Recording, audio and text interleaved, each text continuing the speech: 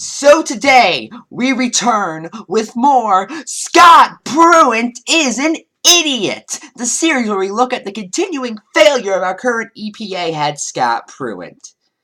Recently, Scott Pruitt said that science shouldn't dictate American policy. Now, Scott Pruitt, in case you haven't figured it out yet, is the head of the EPA. The EPA is the Environmental Protection Agency that's whole goal is to produce and enforce environmental regulations because of the effects as seen through climate science if we don't do said regulations.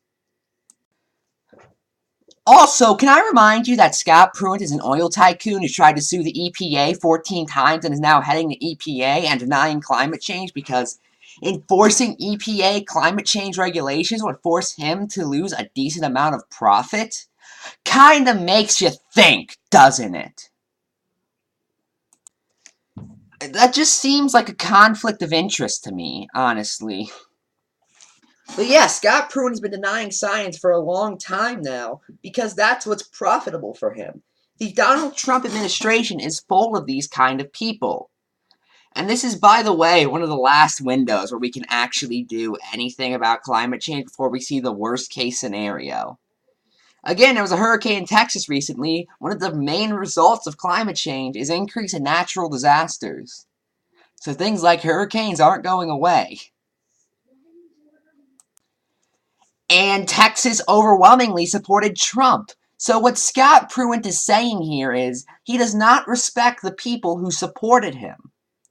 If he did, he would be going, oh God, there's a clear connection between natural disasters and climate change. What we need to do is we need to, increase amount of regulation so that way the people who voted for me can actually live.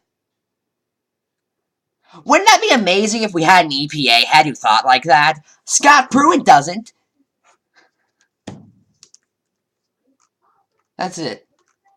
Scott Pruitt, you are not even an idiot. You are evil at this point.